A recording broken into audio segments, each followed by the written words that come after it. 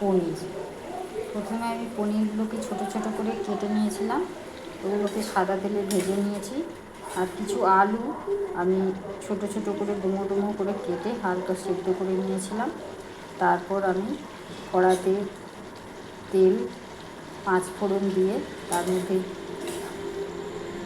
আদা জিরের মশলা এবং একটু লঙ্কার গুঁড়ো, হলুদ গুঁড়ো, অল্প